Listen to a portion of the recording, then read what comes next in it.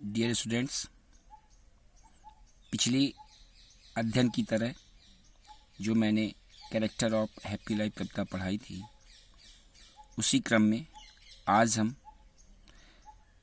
हमारे विषय इंग्लिश जो 12th क्लास में विषय है, इस विषय के अंतर्गत पोट्री सेक्शन की जो दूसरी कविता है उसका अध्ययन करेंगे। इस कविता का नाम है द ट्रू ब्यूटी और कवि का नाम है थॉमस कैर्यू।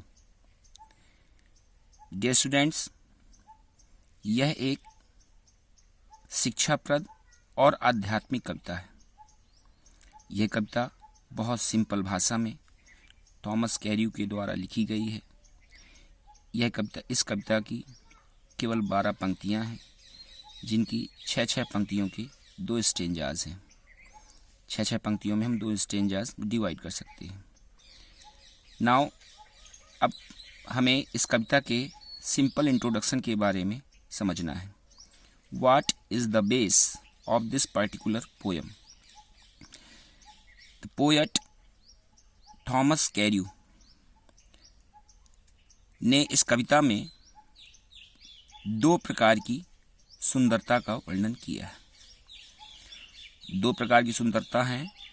नंबर 1 है फिजिकल ब्यूटी, जिसे हिंदी में कह सकते हैं शारीरिक सौंदर्यता, और एक आध्यात्मिक सौंदर्यता है, जिसे अंग्रेजी में कहेंगे स्पिरिचुअल ब्यूटी। कवि ने 2 स्टेंजाज में 2 प्रकार की सुंदरता का वर्णन किया है।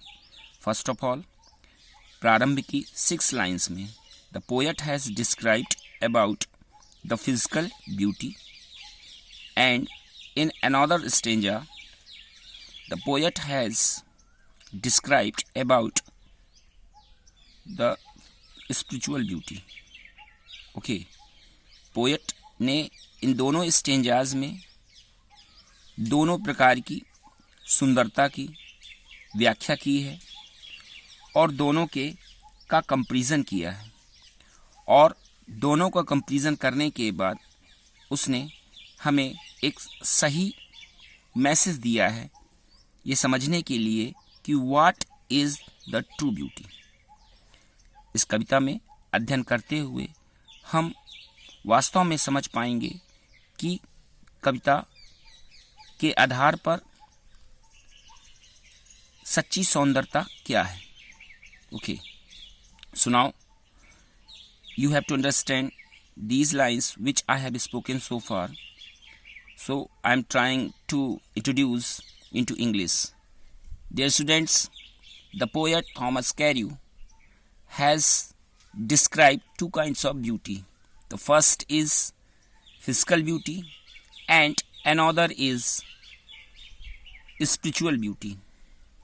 In the beginning of this poem, the poet has depicted about the physical beauty.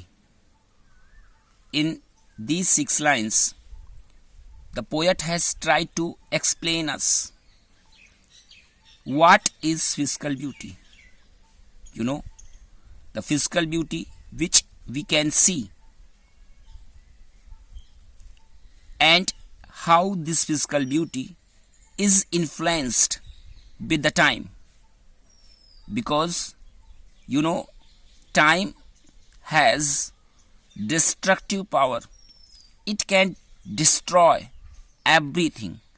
So physical beauty cannot face the destructive power of time. It is influenced with the time. In another stanzas, we can understand the poet wants to tell about spiritual beauty. So now the question comes, what is spiritual beauty? So spiritual beauty means the beauty of mind and soul. Okay, the beauty of mind and soul is called spiritual beauty, which can face the time.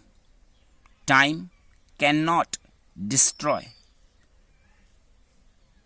Time has no destructive power to destroy the spiritual beauty. Dear students,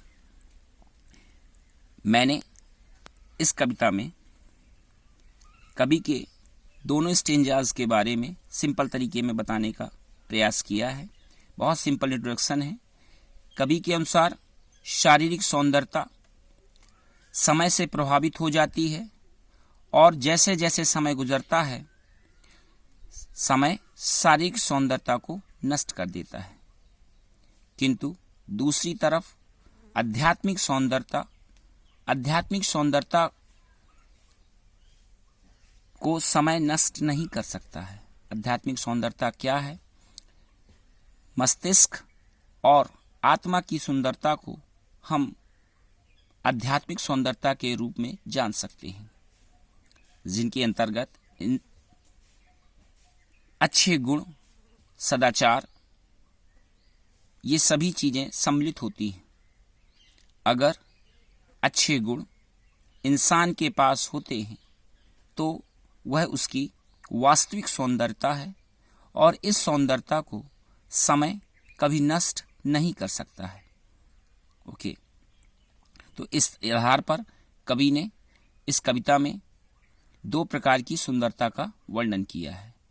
dear students, in the first previous 6 lines the poet has described about the physical beauty and praised it and presented his great thoughts how physical beauty is and how it is influenced with the time, and the love which is based on this physical beauty, it also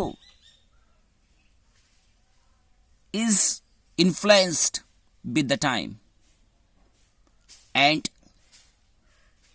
the love which is based on spiritual beauty, which cannot be destroyed by the time. अब कवि ने प्रारंभिक stanza में इस physical beauty